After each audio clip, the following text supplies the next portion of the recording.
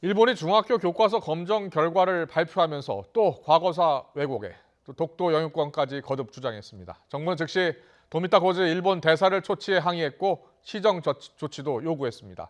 외교부 취재기자 연결합니다. 왕선택 기자. 네, 외교부에 나와 네, 있습니다. 일본의 교과서 검정 발표에 대해서 정부 반응이 시작된 거죠? 네, 그렇습니다. 일본의 중학교 교과서 검정 결과가 나오면서 정부는 오후 5시쯤에 도미타구치 한국주재 일본 대사를 외교부로 초치해서 항의했습니다. 정부는 면담 내용을 아직 공개하진 않았지만 일본의 교과서 검정 결과에 대해 항의하고 시정을 요구하는 입장을 전달했을 것으로 관측됩니다.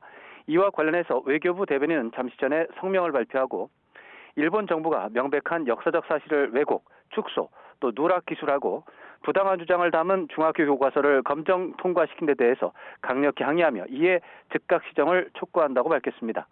이어서 독도에 대한 일본의 어떠한 부당한 주장에 대해서도 단호히 대응해 나갈 것임을 다시 한번 분명히 밝힌다고 강조했습니다. 그러면서 일본 정부는 1998년 새로운 한일 파트너십 공동선언을 비롯해서 1993년 고노다마, 1982년 미야자와 담화의 정신으로 돌아가야 한다고 강조했습니다. 교과서 검정 결과에 대해서 우리 정부 관계자는 지난해 초등학교 교과서에 문제가 있는 기술과 비슷한 수준이고 5년 전 중학교 교과서 검정 때보다 개약됐다고 평가했습니다. 또 독도 영유권 주장은 물론 역사를 왜곡하는 기술, 또 일본 제국주의를 미화하는 내용이 포함이 됐고 일제 강제 수탈과 일본군 위안부 등은 축소, 은폐됐다고 평가했습니다. 또 한일 청구권 협정으로 배상 문제가 모두 해결됐다는 주장에 대해서도 주목하는 것으로 관측됩니다.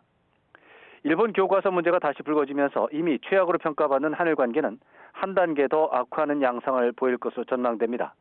특히 4월 총선을 앞두고 반일 감정이 가시적으로 조성되면서 양국 갈등이 증폭할 가능성도 우려됩니다. 다만 교과서 문제가 이미 한일 간의 연례 행사처럼 진행이 되온 만큼 강력한 항의와 규탄, 시정 요구 등 예년과 유사한 수준의 대응이 이뤄질 가능성도 있는 것으로 관측됩니다.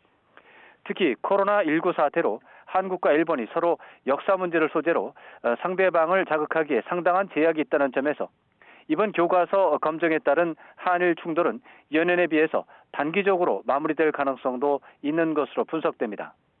지금까지 외교부에서 전해드렸습니다.